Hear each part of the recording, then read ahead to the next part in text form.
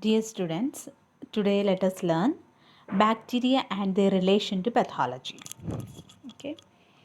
So, another doctrine that came to our knowledge in the past quarter of a century, and it has become an appendage of the existing pathological school of medicine, was the doctrine of microorganisms.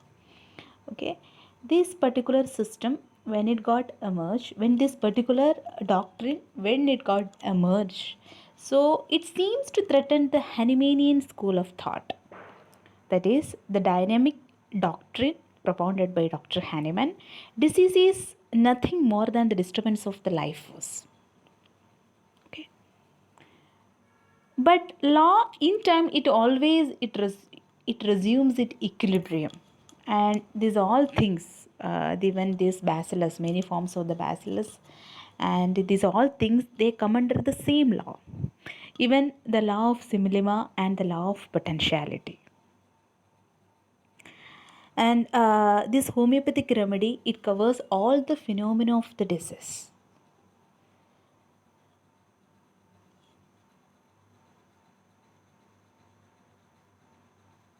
Of whatever origin it may be, even whether it is of the microorganism or whatsoever.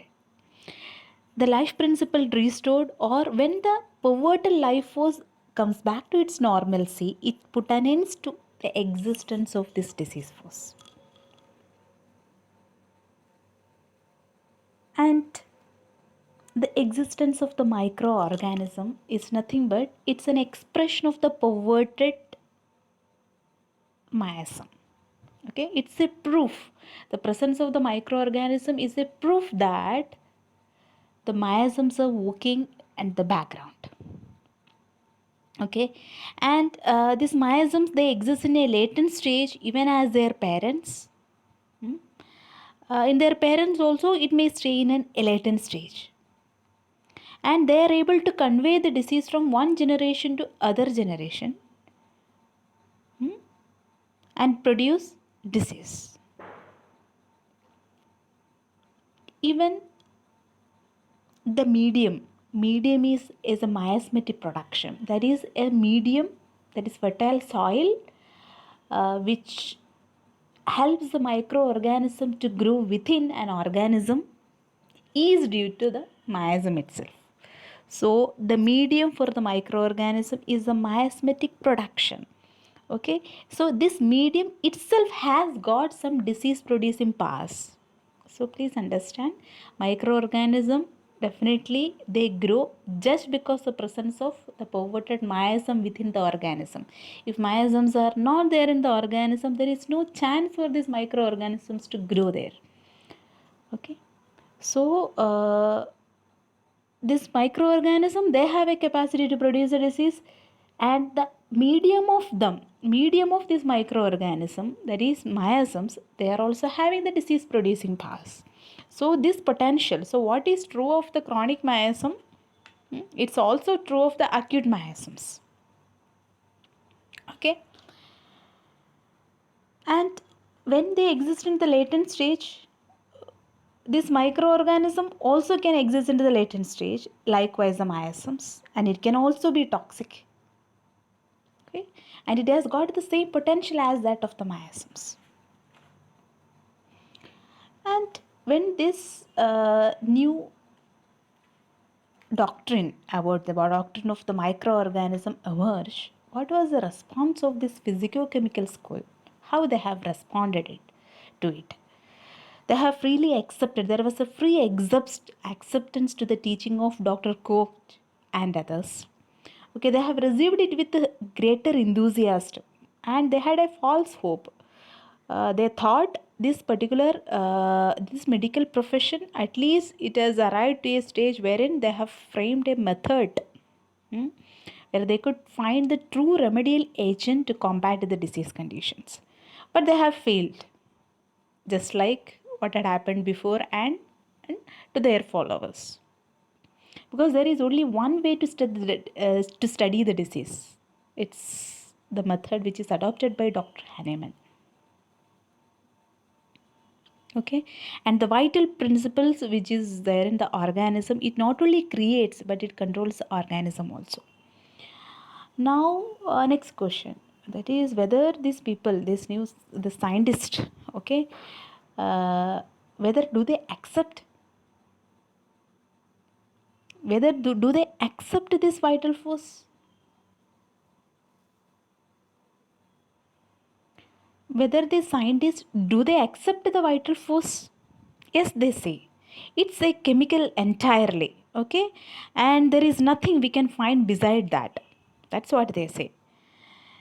Because what they can find in a chemical, okay? So even when the spark of the life is not there in the individual, even when an organism is dead, they can find the chemical in it. Even when the spark of light is not there, they can find the chemical.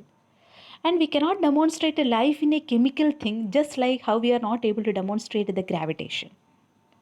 And why we are not able to demonstrate the life? Because it's beyond, it's behind chemistry, it was before chemistry, and the organic chemistry came into existence by the virtue of the dynamic itself.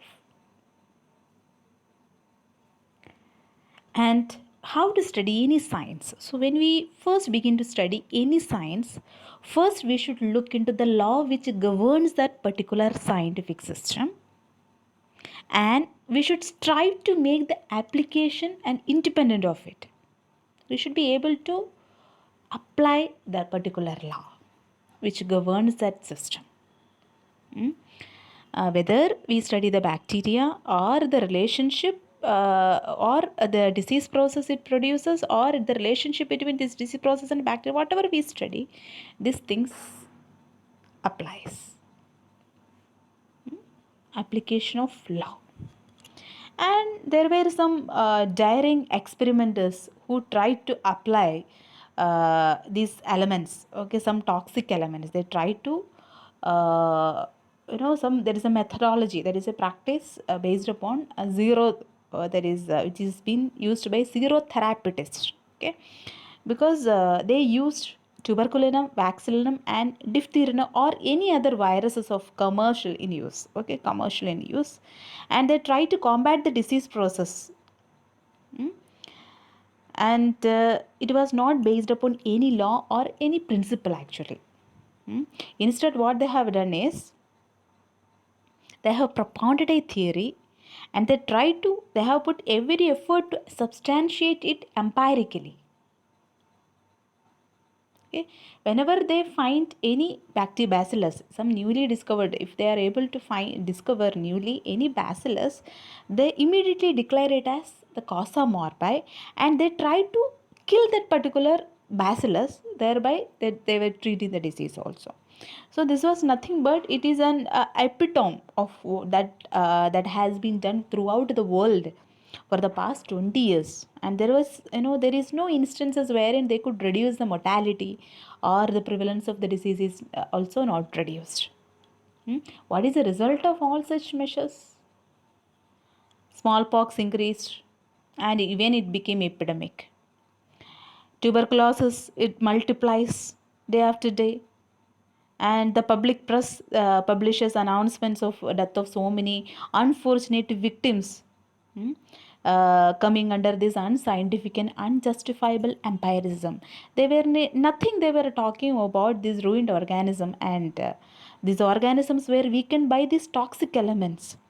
Regeneration, degeneration, and degrading of the animal poisons, and it was ultimately weakening the race, and it was increasing the disease processes also.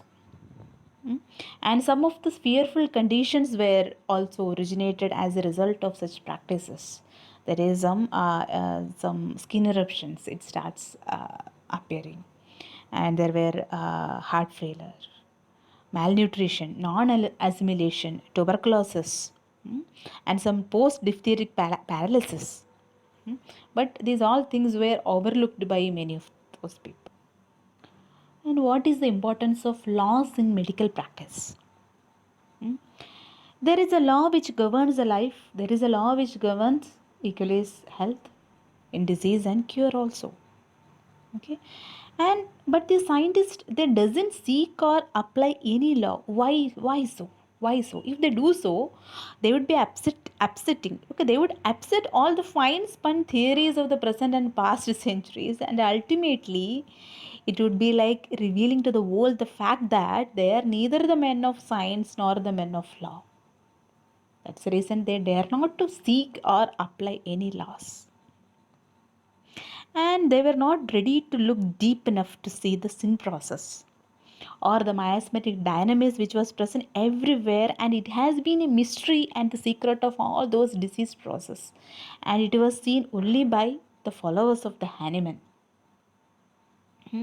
This invisible potentiality of the miasm in the destructive process, okay, and the power it tried to impose upon the life of every unborn child, okay, the destruction it caused, and these all influences, okay, ultimately it was weakening the resisting power of the organism.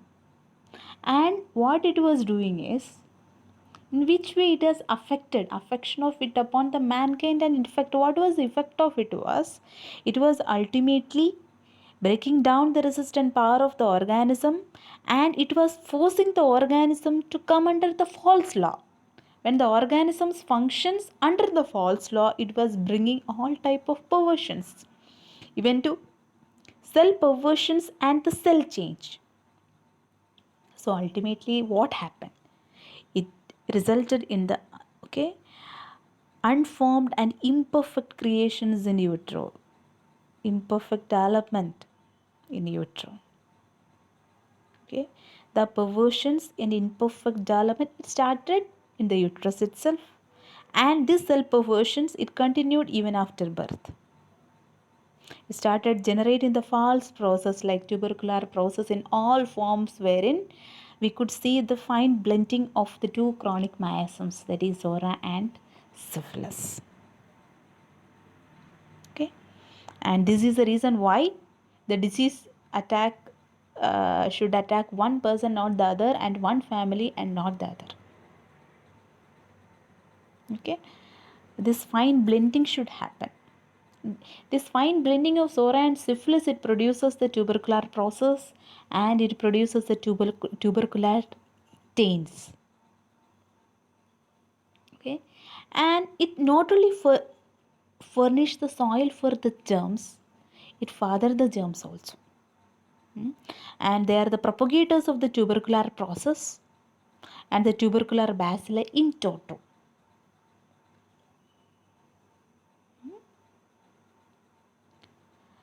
And the perverted cell of Virchow in any disease is, it not first it was a pathological, everything it started at the functional level first. Okay, and it was cognizable only by the symptoms which was produced apart from the normalcy and below the standard of life. Okay, and so it can be readily seen when the cell perversions in time, when it becomes a pathological, it became the pathological. Okay, there was some intervening time between this functional change and the appearance of the pathological change. So there is a question arise in mind, why one person in a family become affected with the disease and not the other? What is the answer? Because all have the taints, for they have conceived under the law of perversion, which is due to the presence of the miasmatic influences of their one or both parents. Okay. If it is only in one parent, then danger is definitely minimized to a greater extent. So we can see that in a family, okay, boys are usually, often we can see that boys are free from the tubercular affection, but girls are affected in the early age.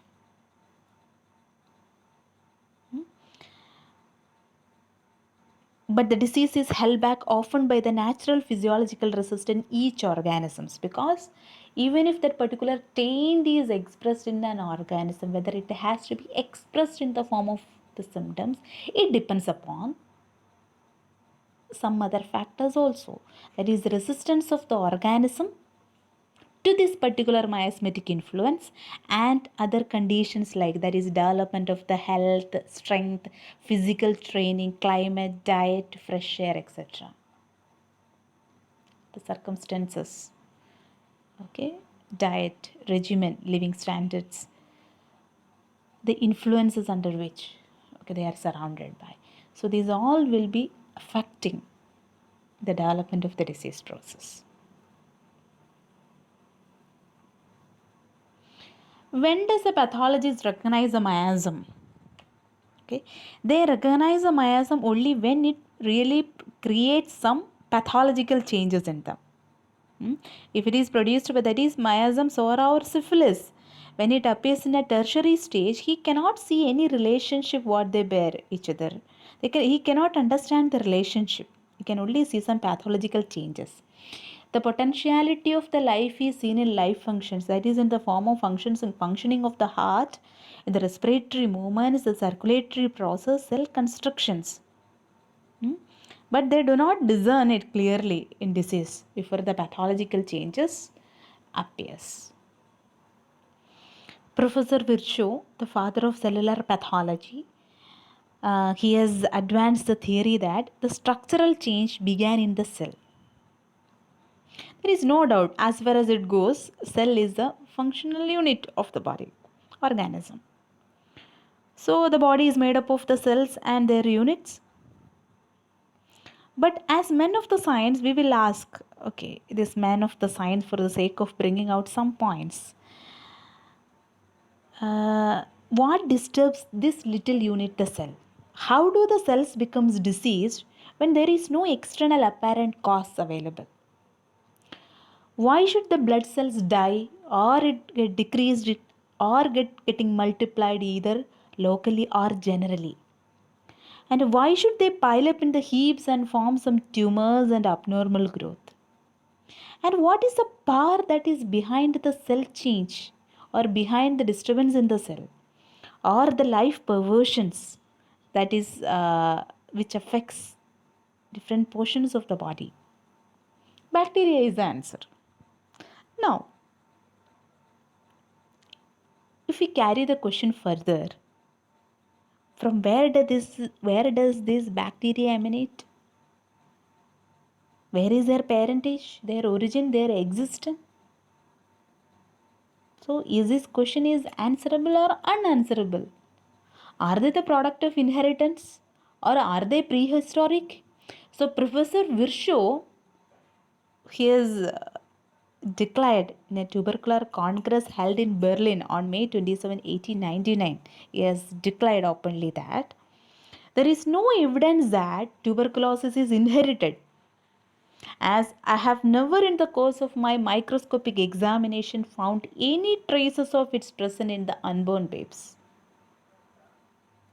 Still, he could admit that one can acquire the disease one day after its birth. Now, according to him, there is no chance that this tuberculosis is inherited or couldn't find in intrauterine stage. Do we agree with it? Okay. Is it something agreeable to the Hahnemannian theory? There is a problem. That potentiality that is behind the cell, that is the miasm, is a thing that the Dr. Virchow did not see. He couldn't see because he has got some materialistic eyes and their eyes are veiled to such a light. Okay. And there is where Dr. Hahnemann, okay, he went on and on and on and at least he could find the white life force. What Virchow missed and what Hahnemann has discovered. Okay. How he could see that, how Hahnemann could see that, he could see it through his remarkable and comprehensible philosophy, by his keen analysis, by his keen, wonderful research. And he was able to make a clear generalization, and he could bring a bird eye view of the things. Mm? And he could bring an orderly arrangement of different phenomena which is present in the disease, and without which this understanding, or it was never something comprehensible, it would have never become something comprehensible to us. Thank you.